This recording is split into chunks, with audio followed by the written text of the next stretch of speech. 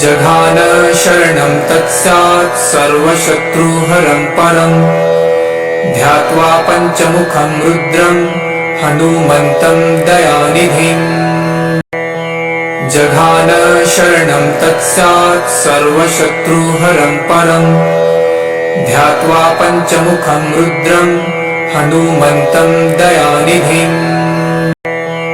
जघान शरणं तत्सात् सर्वशत्रुहरं परं ध्यात्वा पञ्चमुखं रुद्रं हनुमन्तं दयानिधिम् जघान शरणं तत्सात् सर्वशत्रुहरं परं ध्यात्वा पञ्चमुखं रुद्रं हनुमन्तं दयानिधिम् जघान शरणं तत्सात् सर्वशत्रुहरं परं ध्यात्वा पञ्चमुखं रुद्रं हनुमन्तं दयानिधिम् जघान शरणं तत्सात् सर्वशत्रुहरं परं ध्यात्वा पञ्चमुखं रुद्रं हनुमन्तं दयानिधिम् जघान शरणं तत्सात् सर्वशत्रुहरं परं ध्यात्वा पञ्चमुखं रुद्रं हनुमन्तं दयानिधिम् जघान शरणं तत्सात् सर्वशत्रुहरं परं ध्यात्वा पञ्चमुखं रुद्रं हनुमन्तं दयानिधिम् जघान शरणं तत्सात् सर्वशत्रुहरं परं ध्यात्वा पञ्चमुखं रुद्रं हनुमन्तं दयानिधिम् जघान शरणं तत्सात् सर्वशत्रुहरं परं ध्यात्वा पञ्चमुखं रुद्रं हनुमन्तं दयानिधिम् जघान शरणं तत्सात् सर्वशत्रुहरं परं ध्यात्वा पञ्चमुखं रुद्रं हनुमन्तं दयानिधिम् जघान शरणं तत्सात् सर्वशत्रुहरं परं ध्यात्वा पञ्चमुखं रुद्रं हनुमन्तं दयानिधिम् जघान शरणं तत्सात् सर्वशत्रुहरं परं ध्यात्वा पञ्चमुखं रुद्रं हनुमन्तं दयानिधिम् जघान शरणं तत्सात् सर्वशत्रुहरं परं ध्यात्वा पञ्चमुखं रुद्रं हनुमन्तं दयानिधिम् जघान शरणं तत्सात् सर्वशत्रुहरं परं ध्यात्वा पञ्चमुखं रुद्रं हनुमन्तं दयानिधिम् जघान शरणं तत्सात् सर्वशत्रुहरं परं ध्यात्वा पञ्चमुखं रुद्रं हनुमन्तं दयानिधिम् जघान शरणं तत्सात् सर्वशत्रुहरं परं ध्यात्वा पञ्चमुखं रुद्रं हनुमन्तं दयानिधिम् जघान शरणं तत्सात् सर्वशत्रुहरं परं ध्यात्वा पञ्चमुखं रुद्रं हनुमन्तं दयानिधिम् जघान शरणं तत्सात् सर्वशत्रुहरं परं ध्यात्वा पञ्चमुखं रुद्रं हनुमन्तं दयानिधिम् जघान शरणं तत्सात् सर्वशत्रुहरं परं ध्यात्वा पञ्चमुखं रुद्रं हनुमन्तं दयानिधिम् जघान शरणं तत्सात् सर्वशत्रुहरं परं ध्यात्वा पञ्चमुखं रुद्रं हनुमन्तं दयानिधिम् जघान शरणं तत्सात् सर्वशत्रुहरं परं ध्यात्वा पञ्चमुखं रुद्रं हनुमन्तं दयानिधिम् जघान शरणं तत्सात् सर्वशत्रुहरं परं ध्यात्वा पञ्चमुखं रुद्रं हनुमन्तं दयानिधिम् जघान शरणं तत्स्यात् सर्वशत्रुहरं परम् ध्यात्वा पञ्चमुखं रुद्रं हनुमन्तं दयानिधिम् जघान शरणं तत्स्यात् सर्वशत्रुहरं परम् ध्यात्वा पञ्चमुखं रुद्रं हनुमन्तं दयानिधिम् जघान शरणं तत्स्यात् सर्वशत्रुहरं परम् ध्यात्वा पञ्चमुखं रुद्रं हनुमन्तं दयानिधिम् जघान शरणं तत्स्यात् सर्वशत्रुहरं परम् ध्यात्वा पञ्चमुखं रुद्रं हनुमन्तं दयानिधिम् जघान शरणं तत्स्यात् सर्वशत्रुहरं परम् ध्यात्वा पञ्चमुखं रुद्रं हनुमन्तं दयानिधिम् जघान शरणं तत्स्यात् सर्वशत्रुहरं परम् ध्यात्वा पञ्चमुखं रुद्रं हनुमन्तं दयानिधिम् जघान शरणं तत्स्यात् सर्वशत्रुहरं परम् ध्यात्वा पञ्चमुखं रुद्रं हनुमन्तं दयानिधिम् जघान शरणं तत्स्यात् सर्वशत्रुहरं परम् ध्यात्वा पञ्चमुखं रुद्रं हनुमन्तं दयानिधिम् जघान शरणं तत्स्यात् सर्वशत्रुहरं परम् ध्यात्वा पञ्चमुखं रुद्रं हनुमन्तं दयानिधिम् जघान शरणं तत्स्यात् सर्वशत्रुहरं परम् ध्यात्वा पञ्चमुखं रुद्रं हनुमन्तं दयानिधिम् जघान शरणं तत्स्यात् सर्वशत्रुहरं परम् ध्यात्वा पञ्चमुखं रुद्रं हनुमन्तं दयानिधिम् जघान शरणं तत्स्यात् सर्वशत्रुहरं परम् ध्यात्वा पञ्चमुखं रुद्रं हनुमन्तं दयानिधिम् जघान शरणं तत्स्यात् सर्वशत्रुहरं परम् ध्यात्वा पञ्चमुखं रुद्रं हनुमन्तं दयानिधिम् जघान शरणं तत्स्यात् सर्वशत्रुहरं परम् ध्यात्वा पञ्चमुखं रुद्रं हनुमन्तं दयानिधिम् जघान शरणं तत्स्यात् सर्वशत्रुहरं परम् ध्यात्वा पञ्चमुखं रुद्रं हनुमन्तं दयानिधिम् जघान शरणं तत्स्यात् सर्वशत्रुहरं परम् ध्यात्वा पञ्चमुखं रुद्रं हनुमन्तं दयानिधिम् जघान शरणं तत्स्यात् सर्वशत्रुहरं परम् ध्यात्वा पञ्चमुखं रुद्रं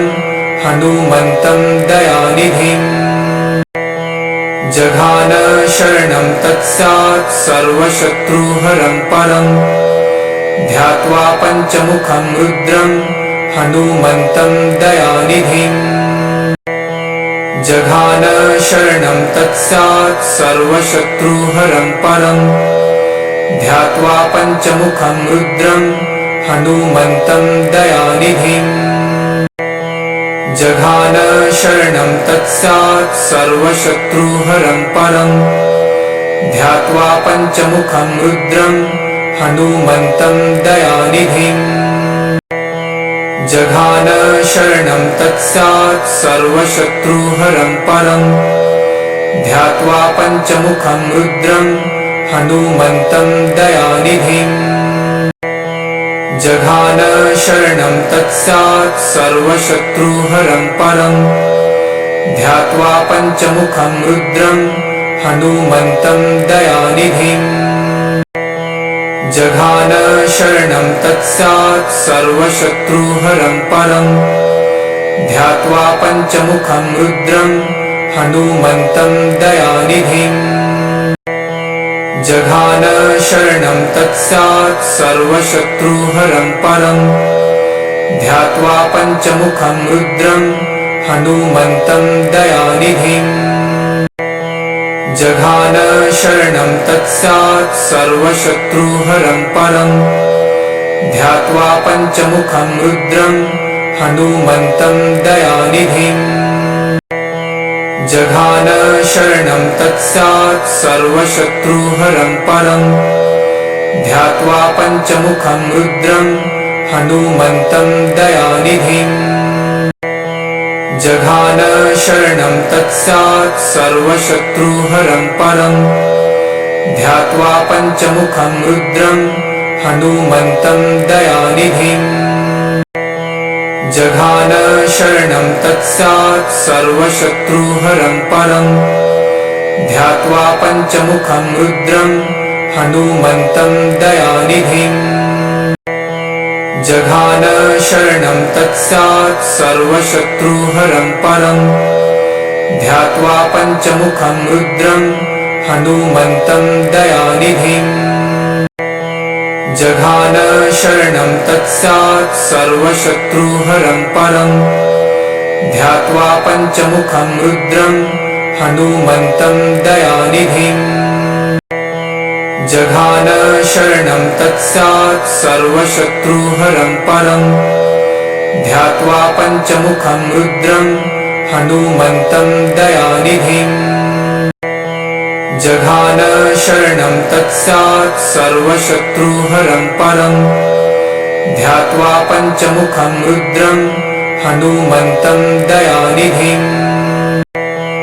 जघान शरणं तत्स्यात् सर्वशत्रुहरं परं ध्यात्वा पञ्चमुखं रुद्रं हनुमन्तं दयानिधिम् जघान शरणं तत्स्यात् सर्वशत्रुहरं परं ध्यात्वा पञ्चमुखं रुद्रं हनुमन्तं दयानिधिम् जघान शरणं तत्स्यात् सर्वशत्रुहरं परं ध्यात्वा पञ्चमुखं रुद्रं हनुमन्तं दयानिधिम् जघान शरणं तत्स्यात् सर्वशत्रुहरं परं ध्यात्वा पञ्चमुखं रुद्रं हनुमन्तं दयानिधिम् जघान शरणं तत्स्यात् सर्वशत्रुहरं परं ध्यात्वा पञ्चमुखं रुद्रं हनुमन्तं दयानिधिम् जघान शरणं तत्स्यात् सर्वशत्रुहरं परं ध्यात्वा पञ्चमुखं रुद्रं हनुमन्तं दयानिधिम् जघान शरणं तत्स्यात् सर्वशत्रुहरं परं ध्यात्वा पञ्चमुखं रुद्रं हनुमन्तं दयानिधिम् जघान शरणं तत्स्यात् सर्वशत्रुहरं परं ध्यात्वा पञ्चमुखं रुद्रं हनुमन्तं दयानिधिम् जघान शरणं तत्स्यात् सर्वशत्रुहरं परं ध्यात्वा पञ्चमुखं रुद्रं हनुमन्तं दयानिधिम् जघान शरणं तत्स्यात् सर्वशत्रुहरं परं